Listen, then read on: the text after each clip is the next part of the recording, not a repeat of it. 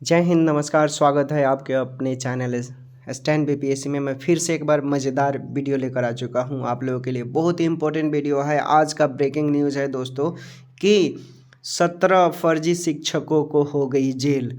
क्यों हुआ, कैसे हुआ, क्या कारण था, ये सभी हम बातें बताएंगे और लाइव दिखा रहे हैं आपको। लाइव दिखा रहे हैं, लाइव देखिएगा। बस 1 से 2 मिनट समय लगेगा, वीडियो को अंत तक बने रहिएगा। और जो साथी मेरे चैनल पर नए पहली बार आए हैं, कृपया कर इसे सब्सक्राइब कर लीजिएगा। स्टैंड बीपीएससी ऑथेंटिक रूप से ऑथेंटिक चीज़ों को बताता है, ठीक। तो जो बंधु सर हमारे जो भी नए हैं, कृपया कर इसे सब्सक्राइब कर मजबूती प्रदान कीजिएगा, ताकि इस तरह का जितना बिहार नियोजित शिक्षक से अपडेट आप तक पहुंचे वो सबसे पहले आप तक पहुंचे। ओके, तो चलिए, सेशन लेट किए बिना आपने वीडियो को लाइक कर दिया तो लाइक कर दीजिए, अब नए हैं तो सब्सक्राइब कर लीजिए। देखिए, हम आपको लाइव दिखाते हैं कि ये लोग क्यों जेल गए, क्या कारण था। तो देखिए दोस्तों, आपके बीच एक हमारे पास अखबार का कटिंग है और ये देख लीजिए, 7/3/2024 के डेट में है, ठीक। 7 मार्च का है, यानी कल ही का है ये। और 17 आवेदन को क्या किया गया है इसमें, देखिए 17 आवेदन को किया गया है अस्वीकृत। 2 शिक्षकों के आवेदन रिव्यू में है।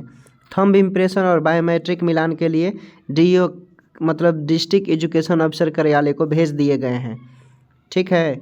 और देखिए, और इसमें क्या है, चूँकि और बोला गया है कि 17 आवेदन फर्जी तरीके से बहाल नियोजित शिक्षकों के बारे में सक्षमता परीक्षा से हो रहा है, आपको भी मालूम है।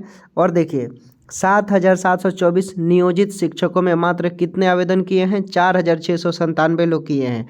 कहीं ना कहीं उनके दिल में डर है कि हम अगर फेल हो जाएंगे, 3 बार ही मापदंड है, 3 बार में अगर आप फेल हो गए तो आपकी गई नौकरी काम से। इसमें और लिखा है कि बिहार विद्यालय परीक्षा समिति द्वारा नियोजित शिक्षकों के लिए होने वाली सक्षमता परीक्षा में फॉर्म भरने वाले शिक्षकों की जांच में फर्जी तरीके से नियोजित शिक्षक एक या एक से अधिक पात्रता परीक्षा प्रमाण पत्र दे रहे हैं व्यक्ति जो कि पकड़े गए हैं। और जिला शिक्षा विभाग के सूत्रों के अनुसार बिहार विद्यालय परीक्षा समिति द्वारा प्रथम चरण में आयोजित सक्षमता परीक्षा 18 फर्जी इसमें धराए हैं। 18 फर्जी शिक्षकों की पहचान की गई है और इसमें राज्य मुख्यालय द्वारा इनकी अंतिम जांच होगी। एक ही शिक्षक पात्रता प्रमाण पत्र पर अलग अलग जगह पर अलग अलग व्यक्ति शिक्षक बने हुए हैं और बनकर नौकरी भी कर रहे हैं एक ही नाम से अलग अलग जगहों पर। उनमें से एक असली की पहचान के बाद ही शेष नकली पर भी कार्रवाई होगा। ये बिहार विद्यालय परीक्षा समिति के तरफ से आया है नोटिस। और समिति द्वारा प्रथम चरण में स्थानीय निकाय के शिक्षकों के लिए सक्षमता परीक्षा 2024 आयोजित किए गए हैं, जिसके लिए 1 फरवरी से 19 फरवरी तक फॉर्म भरवाए गए थे, आपको भी मालूम है।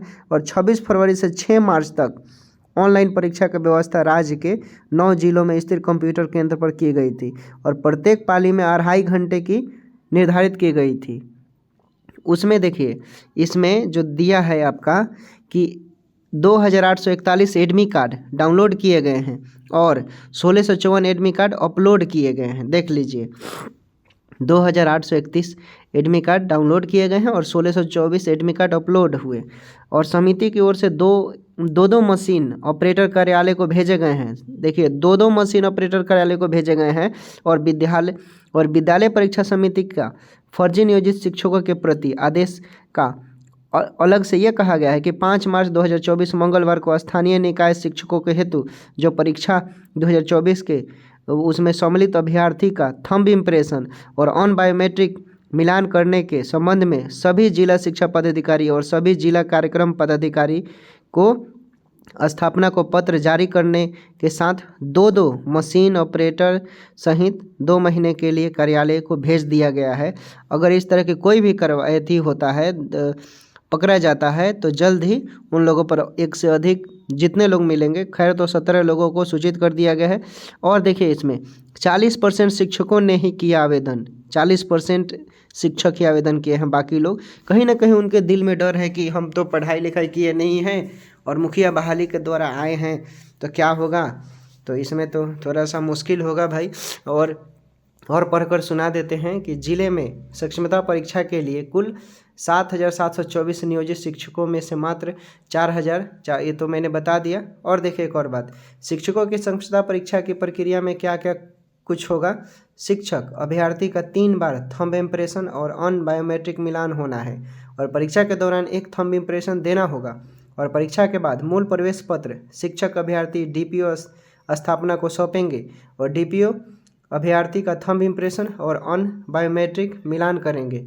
मूल प्रवेश पत्र को पोर्टल पर अपलोड कर कार्यालय में सूचित करेंगे और जो भी प्रक्रिया के दौरान मिलेंगे उन पर कानूनी कार्रवाई होगा।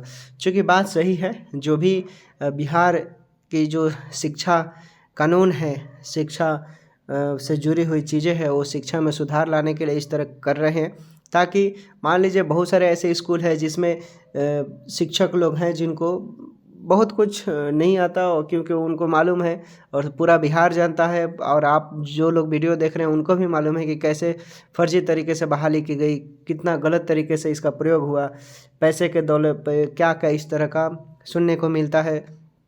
तो अब जो शिक्षा का कानून है उसमें कहीं ना कहीं बदलाव शुरू हो चुका है। आप एग्ज़ाम दीजिए तभी आपको वरीयता मिलेगा भाई, और वो भी आपके लिए तो कम से कम 3 बार योग्यता भी रखा गया है कि 3 बार में आप पास करना भी है। सरकार आपके बारे में सोच भी रही है, एक बार में अगर आप पास नहीं करते हैं तो आपको दूसरा मौका दिया जाएगा, दूसरे बार में पास नहीं करते हैं तो तीसरा मौका, अन्यथा आप जब आप 3 बार में नहीं पास करेंगे तो फिर आप यानी योग्य नहीं है पढ़ाने के लिए। कहीं ना कहीं आप में कमी है, जो आप मापदंड प्रक्रिया को पूरा नहीं कर रहे हैं, और कहीं से ये उचित भी है देखा जाए तो। और बहुत लोग बोल रहे हैं कि कोर्ट में केस कर दिया है, तो कोर्ट में केस कर किए हैं तो देखिए हाई कोर्ट का जजमेंट अभी तक नहीं आया है। जो इस नियोजित शिक्षकों के एडवोकेट लोग केस लड़ रहे हैं उनका कहना है कि देखिए ये लोग झुकेंगे नहीं, लड़ते रहेंगे, केस जीतेंगे। तो कौन से आधार पर केस जीतेंगे? सीबीटी कंप्यूटर जो भी ऑफलाइन एग्ज़ाम हो रही है, चाहे कंप्यूटर बेस्ड हो रहा है, वो आपकी कैपेबिलिटी को जांचने के लिए किया जा रहा है। जैसे मान लीजिए और लोग जो हैं, आप लोग बोल रहे हैं, जो नियोजित शिक्षक हैं वो बोल रहे हैं कि हमें जो बीपीएससी से निकल कर है उनके बराबर हमें भी मापदंड दिया जाए। तो ये कैसे पॉसिबल है? आप कहाँ से आए हैं जी? आप एग्ज़ाम दिए हैं? नहीं दिए हैं। बीपीएससी वाला लोग एग्ज़ाम दिया है, डीएलएड किया है, बीएड किया है, सीटेट क्वालिफाई है, स्टेट क्वालिफाई, 4 5 6 एग्ज़ाम देने के बाद सिलेक्शन लिया है। फिर आप उनके बराबरी कैसे कर सकते हैं? उनके बराबरी आपको कैसे सुविधाएं मिल सकती है? ये सभी सोचने वाली बात है। तो इन सब चीज़ों को भी देखना है। और आप, हमें लगता है कि अगर आप 3 से 4 घंटे पढ़ेंगे, पढ़ाई भी करेंगे, खैर उम्र के हिसाब से थोड़ा पढ़ने की कैपेसिटी ख़त्म हो जाती है, रिस्पॉन्सिबिलिटी होती है घर की। आई कैन अंडरस्टैंड योर, सभी लोग जो भी हैं तो हम समझ सकते हैं, होता है। लेकिन फिर भी अब जो क्राइटेरिया है उसको पूरा करना पड़ेगा, तभी आपको मापदंड में के अनुसार आपको रखा जाएगा, नहीं तो अन्यथा आप बाहर हो जाएंगे। और यहाँ तक ये भी सुनने को मिला कि जो भी आप काम किए हैं, जितने 7 साल 15 साल 20 साल जितना भी काम किया है, वो सारे हो सकते हैं आपसे वसूल ना लिया जाए। यही है, क्योंकि सरकार बहुत सारे ऐसे डिपार्टमेंट में शुरू कर दिया है। वो चाहती है कि अगर हमें देश का, राज्य का बेहतर एजुकेशन सिस्टम बनाना है तो हमें बेहतर से बेहतर प्रश्न पूछने होंगे, बेहतर से बेहतर टीचर तैयार करने होंगे। और उसके लिए आप देश के बच्चों के भविष्य को खरा उतार रहे हो, तो जाहिर सी बात है आपको ये सब भी देखना होगा और करना ही पड़ेगा, जाहिर सी बात है। और क्या बोले, यही सब है जो अपडेट मिला। नए अपडेट के साथ हम लोग फिर मिलेंगे नए वीडियो में। और पर एग्ज़ाम क्वालिफाई करना ज़रूरी भी है, ताकि आप अपनी योग्यता को दिखा सके, प्रूव कर सके सरकार के सामने कि हाँ आप कर सकते हैं। Okay, take care, bye bye. आप लोग कोशिश करते रहें, जैसा भी होगा हम नए अपडेट के साथ नए वीडियो में मिलेंगे। Take care, bye bye.